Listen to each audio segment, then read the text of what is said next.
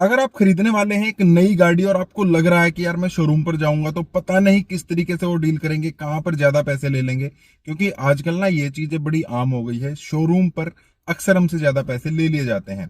तो कल ही हम एक नई गाड़ी खरीद कर लेकर आए हैं, और वो जो एग्जाम्पल है, वो जो हमारी पूरी की पूरी जर्नी रही है, वो मैं आपके साथ शेयर कर रहा हूँ।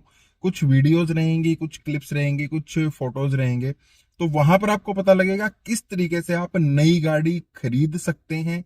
हर चीज का आपके पास सबूत रहेगा, कहीं पर भी गड़बड़ नहीं हो सकती है। पूरी प्रोसेस आपको पता लगेगी, स्टार्टिंग से लास्ट तक आप कैसे जाएंगे, ताकि आपको अपने हर पैसे का पता रहे, कहीं पर भी आप ज्यादा पैसे ना दें और कहीं पर भी शोरूम वाले चालाकी ना कर पाए।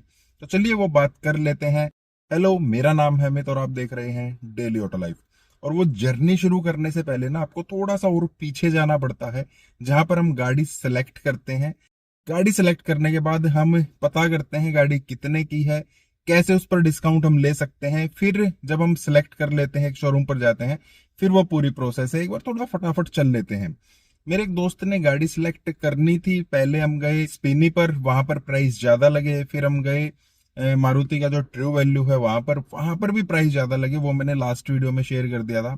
नई गाड़ी हमने सिलेक्ट की कि चलो स्विफ्ट ले लेते हैं, या फिर इग्निस भी हमारे जो है काउंट में चल रही थी, लेकिन इग्निस जो है वो हमने फिर बाहर कर दी। हम स्विफ्ट VXI पेट्रोल मैनुअल पर ही स्टिक रहे। एक शोरूम पर हम गए, वहां पर हमें प्राइस दिया गया, वो मैं आपको दिखा रहा हूँ। वो था लगभग लगभग 8,20,000 रुपए। वहां पर पूरा उन्होंने जो भी डिस्काउंट था, 30,000 रुपए कंपनी की तरफ से डिस्काउंट चला हुआ था।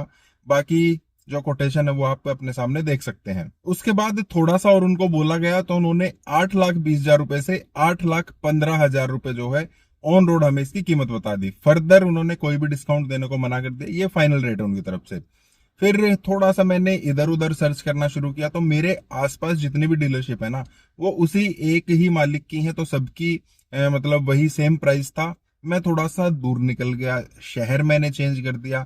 मैंने इस शहर में भी पता किया, इस शहर में मैं रहता हूँ, और यहाँ पर भी मैंने पता किया। तो यहाँ से मुझे जो फाइनल रेट निकल कर आया, पहली बार में ही ऑन कॉल बढ़िया तरीके से बात हुई, तो वहां पर मुझे प्राइस आ गया 7,80,000 रुपए। वहां पर मुझे मिल रहा था 8,15,000 रुपए। हाँ, जो यहाँ पर 8,15,000 मिल रहा था, इसमें 10,000 रुपए की एसेसरीज शामिल थी, यहाँ पर 10,000 रुपए की एसेसरीज शामिल नहीं थी। फिर भी अगर आप फर्क देखेंगे ना, तो दोनों में ही, जहां पर मुझे गाड़ी महंगी मिल रही थी, यहाँ पर एक्स शोरूम प्राइस में भी मुझे 500 रुपए ज्यादा लिए जा रहे थे। इंश्योरेंस में मुझसे 5,500 रुपए ज्यादा लिए जा रहे थे। एक्सटेंडेड वारंटी में मुझे 4,700 रुपए ज्यादा देने पड़ रहे थे। साथ में जो RTO चार्जेस है, जो गवर्नमेंट की फीस होती है, वहां पर भी लगभग 1,600-1,700 रुपए के आसपास मुझसे ज्यादा लिए जा रहे थे।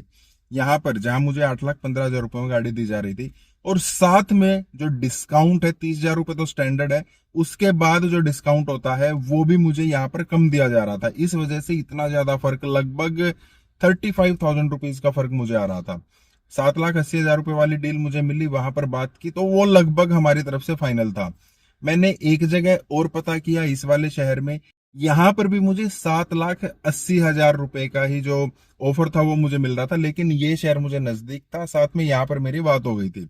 तो मैंने सोचा यार चलो कोई बात नहीं, एक बार अपने शहर में फिर से बात कर लेते हैं। उसको मैंने कोटेशन भी भेज दी कि देखिए ये कोटेशन मुझे मिल रही है।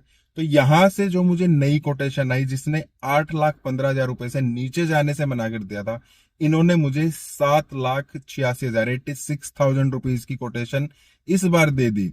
और इस कोटेशन में देखिए, एक्स शोरूम प्राइस वो भी ठीक हो गया, इंश्योरेंस वो भी कम कर दिया, एक्सटेंडेड वारंटी जिसको बोल रहे थे तो कंपनी की तरफ से होती है स्टैंडर्ड, इसमें कुछ नहीं हो सकता है, ये भी कम कर दी गई। एक स्मार्ट कार्ड 885 रुपीज का कह रहे थे लेना जरूरी है, जबकि जहां मेरी डील फाइनल हो रही थी उन्होंने कहा आपकी ऑप्शनल है, लेना चाहे ले सकते हैं, अदरवाइज कोई बात नहीं है। और साथ में RTO फिर भी उन्होंने ज्यादा ही रखे। इनके पास हम गए, हमने बोला कि देखिए ये डील मुझे मिल रही है, 1-2 हजार रुपए मैं और ऊपर दे सकता हूँ, लेकिन 5-6 हजार रुपए का मैं मतलब फर्क नहीं मानूंगा। तो इन्होंने गाड़ी देने को मना कर दिया, ये बोल रहे थे कि आपके पास ये डील है ही नहीं, आप वैसे ही लिख के ले आए। चलो कोई बात नहीं, ठीक है। जिस दिन मुझे गाड़ी लेनी थी इस शहर में, जहां जिसने मुझे 7,80,000 रुपए की डील दी थी, चलने से पहले मैंने बोला देखिए मेरे शहर में आपकी डील मैच हो रही है, अगर आप कुछ और कर सकते हैं तो बताइए। तो उन्होंने बोला कि ठीक है, 780 में हमारी बात हुई थी, 7.78 में फाइनल करते हैं, 2,000 रुपए का डिस्काउंट मैं आपके लिए और कर दूंगा। हम निकल गए, बाकी सब डील हमने छोड़ दी। वहां पहुंचे, उन्होंने हमारे लिए जो डील थी वो ऑन पेपर बनाई। बैंक का जो पर्सन था, हमने पहले ही बोल दिया था कि HDFC बैंक में अकाउंट में ही जो ऑफर आ जाता है, लोन का ऑफर आ जाता है, वो आया हुआ है, आप तब तक उसको बुलाइए, प्रोसेस कराइए। हमने उनको OTP वगैरह रास्ते में बता दिया था। वो सब जो प्रोसेस है हमारे जाने के बाद बड़ी स्मूथली वो सब हो गई। जो हमारा लोन था वो प्रोसेस हो गया। तब तक जब तक वो काम कर रहे थे, गाड़ी हमारी धुलकर आ गई। मैंने बोल दिया था गाड़ी आप तब तक मंगा दीजिए। आप डॉक्यूमेंटेशन जब तक शुरू करेंगे तब तक हम एक बार गाड़ी को थोरली चेक कर लेते हैं, हम इसको ओके कर देंगे। आप तुरंत करना है उसको, डॉक्यूमेंटेशन को शुरू कर दीजिए। तब तक वो अपना जो लिखने का काम था वो सब उन्होंने शुरू कर दिया। तो हमारी जो है PDI वगैरह हो गई। गाड़ी सिर्फ 9 किलोमीटर के आसपास चली हुई थी, बिल्कुल बढ़िया कंडीशन है। अगर 50 किलोमीटर से ज्यादा गाड़ी चली हुई मिले तो आपको थोड़ा सचेत हो जाना और बोल देना कि ये 50 से ज्यादा क्यों चली है। बहुत बार डीलरशिप क्या करती है, गाड़ी कहीं और होती है, वहां से चला कर लेकर आते हैं, और जो उनके ड्राइवर होते हैं ना, वो बहुत ही बुरी तरीके से गाड़ी चलाते हैं। और नई गाड़ी को जितना प्यार से चलाएंगे उतनी बढ़िया उसकी लाइफ रहेगी। जितना आप रगड़ के चलाएंगे ना नई नई गाड़ी को, उतने बेकार वो होती चली जाती है। इसलिए 50-40 किलोमीटर से ज्यादा गाड़ी चली हो तो आप फर्स्ट टाइम पर मना भी कर सकते हैं। उसके बाद आप थोड़ा पूछ भी सकते हैं किस वजह से है। उसके बाद वो सब चीजें हो गई, डॉक्यूमेंटेशन हो गई, गाड़ी हमारे नाम हो गई। अब यहाँ पर जो अक्सर हमारे साथ होता है, 90% लोगों के साथ यही होता है, यही हुआ भी होगा और आगे भी होगा। आपके साथ ऐसा हुआ तो बताइएगा। जो हमारा रेट स्टार्टिंग में फाइनल हो जाता है, 7,78,000 रुपए हमारा रेट फाइनल हुआ था, उतना पैसा हमने उनको दे दिया है। वो सारे डॉक्यूमेंट हमें दे देंगे और बोल देंगे ठीक है, दैट्स इट। लेकिन एक चीज जो अक्सर होती है, जब स्टार्टिंग में हम पूरा पैसा देते हैं ना, 7,80,000 रुपए, वो हमसे ज्यादा लिया जाता है। इससे बचने का एक सिंपल तरीका आपको बताता हूँ। जिस टाइम पर आपकी कोटेशन बन रही है, जिस टाइम पर कोटेशन हम बनवाएंगे, जो फाइनल हमारी होगी, जो इंश्योरेंस है, इसके सामने आपको अप्रोक्स लिखवा लेना है। जो भी हमारा रेट आए उसके सामने अप्रोक्सीमेट लिखवा लेना है। RTO के जो भी चार्जेस है उनके सामने आपको अप्रोक्स लिखवा लेना होता है। ये कभी भी वो फाइनल नहीं बता सकते। अगर आपने अप्रोक्स नहीं बताया है तो लास्ट में वो हमेशा यही बोल देते हैं कि ये हमारी डील बनी थी। क्यों बोल देते हैं वो बता देता हूँ। अब देखिए, इंश्योरेंस के जो मेरे पैसे ऐड किए थे उन्होंने, 25,500 रुपए ऐड किए थे। इंश्योरेंस जब बनकर आया 25,232, 25,232 रुपीज का हमारा इंश्योरेंस बनकर आया, लगभग 300 रुपए कम में। उसके बाद एक और चीज क्या हुई, एक्सटेंडेड वारंटी इन्होंने 15,300 या 400 रुपए के आसपास की लगाई थी। एक्सटेंडेड वारंटी जो मेरी बनकर आई वो थी 13,346 रुपीज। यहाँ पर पैसा कम हो गया। RTO चार्जेज इन्होंने 61,000 समथिंग, लगभग 61,530 रुपए लगाए थे। RTO चार्जेस मेरे बनकर आए लगभग 61,000 रुपीज के आसपास। तो यहाँ पर भी 500 रुपए के आसपास ज्यादा थे। तो ये सब बैठ कर वहां पर जो शोरूम पर बंदा था जिसके साथ हमारी डील चल रही थी, बहुत ही जॉली पर्सन था। उससे बात करने से ही पता लग रहा था उसके मन में ऐसा कुछ भी नहीं है कि वो किसी के साथ फ्रॉड करना चाहे। और हम भी तैयार थे। वो बगैर कहे खुद से ही एक पेपर लेकर आया। उसने बताया देखिए, स्टार्टिंग में हमारी ये डील हुई थी, इतना हमने डिस्काउंट दिया था, इतने का RTO चार्जेस है, ये इंश्योरेंस है, ये हमारा ये सब है, तो हमारी फाइनल अमाउंट बन गई है इतनी। कितनी बन गई थी? 7,75,143 रुपीज। ये हमारी जो आपने मतलब आपकी गाड़ी की जो वैल्यू है ना फाइनल, ये बनी है। आपने हमें पैसे दे रखे हैं लगभग 7,80,000 रुपए के आसपास। तो जो आपकी एक्सेस अमाउंट है वो है 2,848 रुपए। ये उसने खुद हमें बताया, ये आपको हम रिटर्न कर देंगे। आप बाई चेक लेना चाहते हैं या इसकी कोई एसेसरी लगवाना चाहते हैं तो आपकी मर्जी। हमने बोल दिया आप बाई चेक हमें भेज दीजिएगा।